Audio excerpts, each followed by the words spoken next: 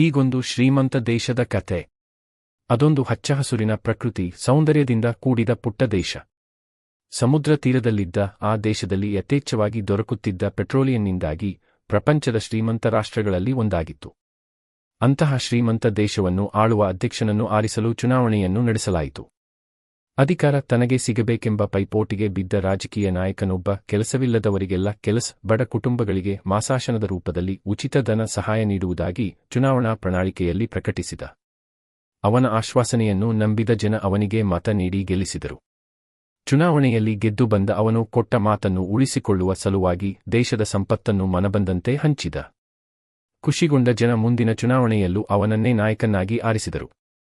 ಆರಿಸಿ ಬಂದ ಅಧ್ಯಕ್ಷ ನೌಕರ ಕಾರ್ಮಿಕರ ಸಂಬಳವನ್ನು 5 ಪಟ್ಟು ಹೆಚ್ಚಿಸಿದ. 3ನೇ ಅವಧಿಗೆ ನಡೆದ ಚುನಾವಣೆಯಲ್ಲೂ ಅವನೇ ಆರಿಸಿ ಬಂದ. ತಾನು ಘೋಷಿಸಿದಂತೆ ಬೆಲೆಯೇರಿಕೆ ಇಲ್ಲದೆ ಆಹಾರ ಸರಬರಾಜು ವ್ಯವಸ್ಥೆ ಮಾಡಿದ. ಜನರೇನೋ ಸಂತಸಗೊಂಡರು. ಆದರೆ ಇದರಿಂದ ಭಾರೀ ನಷ್ಟ ಅನುಭವಿಸಿದ ಕೈಗಾರಿಕೋದ್ಯಮಿಗಳು ದೇಶ ಬಿಟ್ಟು ಹೋದರು. ಆದರೂ ಅಧ್ಯಕ್ಷ ಹಿಂಜರಿಯಲಿಲ್ಲ, ಏಕೆಂದರೆ ಪೆಟ್ರೋಲ್ ವ್ಯಾಪಾರದಿಂದ ಹಣದ ಹೊಳೆಯೇ ಹರಿದು ಬರುತ್ತಿತ್ತು. ಉಚಿತ ಸವಲತ್ತುಗಳನ್ನು ಮುಂದುವರಿಸಿದ. ಇದರಿಂದಾಗಿ ಯಾರೊಬ್ಬರೂ ಕೆಲಸ ಮಾಡುವ ಅಗತ್ಯವೇ ಕಂಡುಬರಲಿಲ್ಲ. ಕೈಗೆ ಸಿಗುತ್ತಿದ್ದ ಹಣದಿಂದ ಐಷಾರಾಮವಾಗಿ ಕಾಲ ಕಳೆಯುತ್ತಿದ್ದ ಅವರು ಮುಂಬರುವ ದುಷ್ಪರಿಣಾಮಗಳ ಬಗ್ಗೆಯೂ ಯೋಚಿಸಲಿಲ್ಲ. ಅಧ್ಯಕ್ಷನೂ ಯೋಚಿಸಲಿಲ್ಲ. ದೇಶದ ಮೂಲ ಆದಾಯವಾಗಿದ್ದ ಪೆಟ್ರೋಲಿಯಂ ಬೆಲೆ ಅಂತಾರಾಷ್ಟ್ರೀಯ ಮಾರುಕಟ್ಟೆಯಲ್ಲಿ ಬಿದ್ದುಹೋಯಿತು. ಪರಿಸ್ಥಿತಿ ಹದಗೆಟ್ಟಿತು. ಹಣದುಬ್ಬರ ಹೆಚ್ಚಾಯಿತು. ಉಚಿತ ಸಬ್ಸಿಡಿ ನಿಂತು ಹೋಯಿತು. ಉಚಿತವಾಗಿ ಸಿಕ್ಕಿದ್ದನ್ನು ತಿಂದು ಸೋಮಾರಿತನವನ್ನು ಮೈಗೂಡಿಸಿಕೊಂಡಿದ್ದ ಪ್ರಜೆಗಳು ಲೂಟಿಗೆ ಇಳಿದರು. ತಿನ್ನಲು ಆಹಾರವಿಲ್ಲದೆ ಹಸಿವಿನಿಂದ ಬಳಲುತ್ತಿರುವವರ ಸಂಖ್ಯೆ ಹೆಚ್ಚಾಯ. ಅಧಿಕಾರಕ್ಕೆ ಬರಬೇಕೆಂಬ ಏಕೈಕ ಆಸೆಯಿಂದ ಅಧ್ಯಕ್ಷ ಮಾಡಿದ ತಪ್ಪುಗಳಿಂದ ದೇಶವೂ ಬಡವಾಯಿತು. ಜನರು ಭಿಕ್ಷುಕರಾದರು. ಎಲ್ಲವನ್ನೂ ಉಚಿತವಾಗಿ ಕೊಡುವುದರಿಂದ ಏನನ್ನು ಸಾಧಿಸಲು ಸಾಧ್ಯವಿಲ್ಲ ಎಂಬ ಸತ್ಯವನ್ನು ಜನನಾಯಕರು ಮನಗಾಣಬೇಕು. ಅಂತಹ ನಾಯಕರನ್ನು ತಿರಸ್ಕರಿಸುವ ಮನಸ್ಸನ್ನು ಪ್ರಜೆಗಳೂ ಮಾಡಬೇಕು. ಕಲಿಕೆಯಲ್ಲಿ ಸ್ವಂತಿಕೆಯ ಛಾಪಿರಲಿ. ಇಂಗ್ಲಿಷ್ ಮೀಡಿಯಂನಲ್ಲಿ ಓದಿದರೆ ಮಾತ್ರ ಮಕ್ಕಳ ಭವಿಷ್ಯ ಚೆನ್ನಾಗಿರುತ್ತೆ. ಗೌರವ ಘನತೆಯೂ ಹೆಚ್ಚುತ್ತದೆ.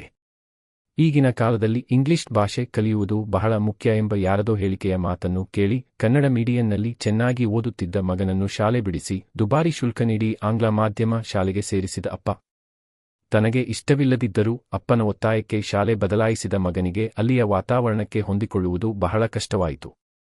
ಆಂಗ್ಲ ಭಾಷೆಯಲ್ಲಿ ಬೋಧಿಸುತ್ತಿದ್ದ ವಿಷಯಗಳನ್ನು ಅರ್ಥೈಸಿಕೊಳ್ಳುವುದೂ ಕಷ್ಟವಾಗತೊಡಗಿತು. ಪಾಠಗಳನ್ನು ಉರು ಹೊಡೆಯುವುದೊಂದೇ ಅವನಿಗೆ ಉಳಿದ ದಾರಿಯಾಯಿತು. ಒಂದು ದಿನ ಸಂಜೆ ಮಗ ಮನೆಯ ಮುಂದೆ ನೆರೆಮನೆಯ ಹುಡುಗರೊಂದಿಗೆ ಕ್ರಿಕೆಟ್ ಆಡುತ್ತಿದ್ದ. ಅಕಸ್ಮಾತ್ ಚೆಂಡು ಆ ದಾರಿಯಲ್ಲಿ ವಾಯುವಿಹಾರಕ್ಕೆ ಹೋಗುತ್ತಿದ್ದವನ ಮೇಲೆ ಬಿತ್ತು. ಕೋಪಗೊಂಡ ಅವನು ಆ ಚೆಂಡನ್ನು ತೆಗೆದುಕೊಂಡು ಹುಡುಗರಿಗೆ ಬಾಯಿಗೆ ಬಂದಂತೆ ಇಂಗ್ಲಿಷ್ನಲ್ಲಿ ಬೈಯಲು ಪ್ರಾರಂಭಿಸಿದ. ಇದನ್ನು ಕಂಡ ಅಪ್ಪನಿಗೆ ಬಹಳ ಕೋಪ ಬಂತು.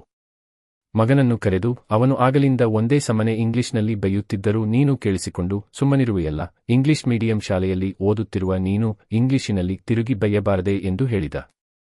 ಪರೀಕ್ಷಾ ದೃಷ್ಟಿಯಿಂದ ಒಂದು ಪದ್ಯ, ಒಂದು ಪ್ರಬಂಧ, ಒಂದು ಪತ್ರ ಲೇಖನವನ್ನು ಉರು ಹೊಡೆದಿದ್ದ ಹುಡುಗನಿಗೆ ಇಂಗ್ಲಿಷಿನಲ್ಲಿ ಬೈಕೆಂದರೆ ಹೇಗೆ ಬೈದಾನು? ಬೈಯದಿದ್ದರೆ ಅಪ್ಪ ಬಿಡುವನೆ? ಎಂದುಕೊಂಡ ಹುಡುಗ ತಾನು ಕಂಠಪಾಠ ಮಾಡಿದ್ದ ಪದ್ಯವನ್ನು ಬೈದೊಳದ ದಾಟಿಯಲ್ಲಿ ಹೇಳಿದೆ. ಕನ್ನಡ ಬಾರದ ಆ ದಾರಿ ಹೋಕ ಹಣೆಹಣೆ ಚಚ್ಚಿಕೊಂಡು ಬಾಲನ್ನು ಮರಳಿಸಿ ಮರು ಮಾತನಾಡದೆ ಹೊರಟು ಹೋದ. ಆ ವ್ಯಕ್ತಿ ಅಲ್ಲಿಂದ ಹೋದ ಮೇಲೆ ಮಗನ ಬಳಿ ಬಂದು, ಬೇಷ್ ಮಗನೇ ಬೇಷ್, ನಿನ್ನನ್ನು ಇಂಗ್ಲಿಷ್ ಮೀಡಿಯಂ ಶಾಲೆಗೆ ಸೇರಿಸಿದ್ದಕ್ಕೂ ಸಾರ್ಥಕವಾಯ್ತು. ನೋಡು ನಿನ್ನ ಮಾತಿಗೆ ಅವನು ಮರುಮಾತನಾಡದೆ ಹೇಗೆ ಹೊರಟು ಹೋದ ಎಂದು ಹೇಳಿದ. ಅಪ್ಪನ ಮಾತನ್ನು ಕೇಳಿ ಮಗ ಹಣೆಹಣೆ ಚಚ್ಚಿಕೊಂಡ. ಭಾಷೆಗೂ ಭವಿಷ್ಯಕ್ಕೂ ಸಂಬಂಧವಿಲ್ಲ. ಭಾಷೆ ಸಂವಹನ ಮತ್ತು ಜ್ಞಾನವನ್ನು ಪಡೆಯುವ ಸಾಧನ.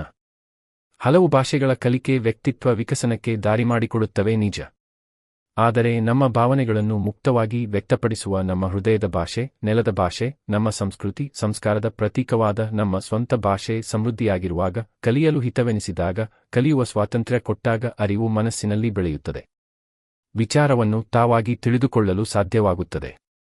ನಮ್ಮ ಭಾಷೆಯನ್ನು ಹೀನಾಯವಾಗಿ ಕಾಣುತ್ತಾ, ಅನ್ಯ ಭಾಷೆಯ ಬಗ್ಗೆ ಮಿತಿ ಮೀರಿದ ಮಮತೆ ತೋರುತ್ತಾ, ಅದನ್ನು ಕಲಿಯಲು ಒತ್ತಾಯ ಮಾಡುತ್ತಾ ಹೋದರೆ ವಿವೇಕ ಕಲಕಿ ಹೋಗಿ ಹಾಸ್ಯಾಸ್ಪದಕ್ಕೆ ದಾರಿಯಾಗುತ್ತದೆ ಅಲ್ಲವೇ?